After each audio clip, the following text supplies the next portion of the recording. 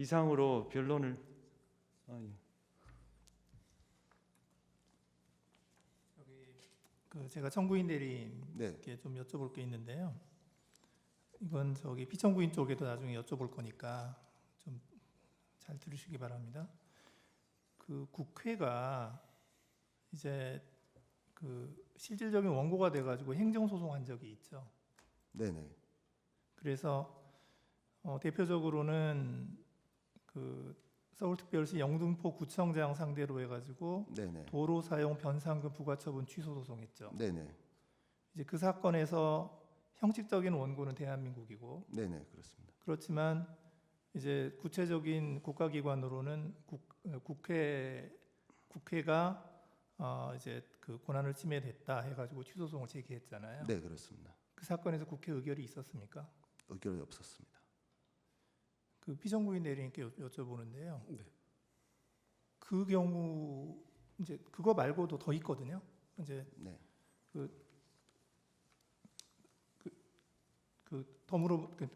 더 사례를 좀 말씀을 드리면 한강사업 본부장을 상대로 해서 하천 점용료 부과처분 취소 소송한 적도 있죠. 네. 네, 그때는 결의 있었습니까? 없었습니다.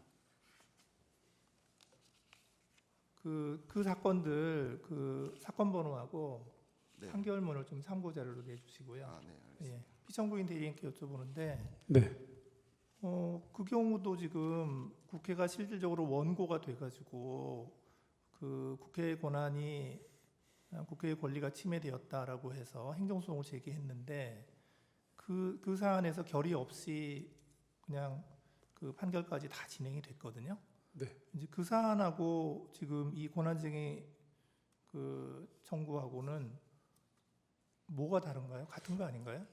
제 말은 그거는 아마 지금 말씀하시는 그 사건의 경우에는 국회의 권리가 침해되어 가지고 민사소송 또는 행정소송을 제기한 것이고, 이것은 좀 권한이 침해됐다는 이유로 다른 권한이 아니라 국회의 권한이 침해됐다는 이유로 권한쟁의 신청을 한 거기 때문에 다른 건가요? 성질이 완전히 다르다고 봅니다. 권리와 권한이 완전히 다르다고 봅니다. 어떻게 그러니까 다르죠? 예를 든다면은 약간 국회의 어떤 유리창을 깨가지고 국회 이름을 민사소송을 제기한 적시 당사자 되었다 하는 그건 권리가 침해된 것이기 때문에 그냥 의결 없이 국회의 사무로서 바로 국회의장이 국회를 대표해서 할 수 있지만, 지금 이 사건의 경우에는 국회의 권한이 침해됐다고 헌법상에 지금 있는 권한쟁의 심판을 청구한 것입니다.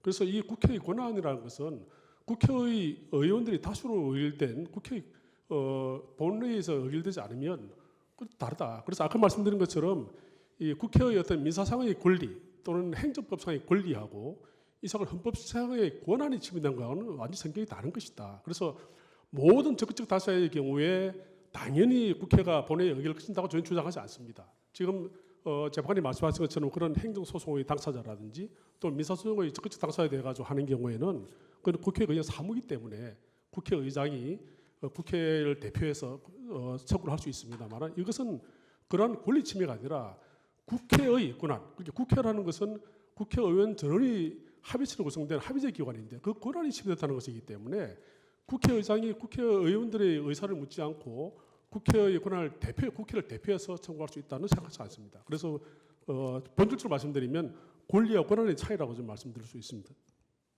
한 가지만 더 말씀드리면, 지금 예를 드신 그 두 판례의 당사자 표시가 국회로 되어 있는지, 국가로 되어 있죠. 그러니까 국가로 된 경우하고 국가기관으로 해서 국회하고는 그 차이가 있지 않느냐. 그것은 구별해서 판단해야 되지 않느냐, 이런 생각입니다. 아니 실질적 당사자가 국회라 하더라도 그 사건의 당사자 표시가 국가라든지 뭐 다른 걸로 표시되어 있는 경우에 이 권한쟁의에서 국회 명의로 국회의장이 청구하는 거하고는 차이가 있지 않을까? 아니요, 뭐 하여튼 그렇게 주장을 하시니까 그게 이제 국회의 권리 결국 보니까 이제 재산권이더라고요. 이게 도로 사용 변상금 부과처분 취소, 하천 점용료 부과처분 취소. 그러니까 국회의 재산권이 침해됐다는 건데 국회의 재산권이 침해됐다는 거하고 국회의 헌법재판소 구성권이 침해됐다는 거하고 똑같은 원고의 입장에서 하는 거라서 하여튼 그 주장의 취지는 알겠습니다. 네, 좀 혹시 필요하시면 서면으로 좀 네, 민사상과 전해주시고요. 행정법상의 최창호 변호사님 권리와 뭐 하실 말씀 있나 보다. 권한이 다르다는 것입니다. 마이크 좀 드리시죠.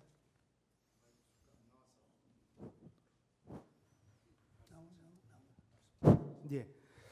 이제 주식회사에서 회사의 대표가 회사의 어떤 권리가 침해됐다고 해서 민사소송을 제기하는 것과 지금 권한쟁의에서의 이 국회의 의결이 있어야 한다는 것은 국회 회의체 300명 국회의원의 회의체의 의결 없이 제3자 소송 담당으로서 의장께서 권한쟁의 심판을 청구할 수 있는 것이냐. 그러니까 손해배상을 청구하는 것, 행정소송을 제기하는 것과 다르다라고 저는 생각합니다.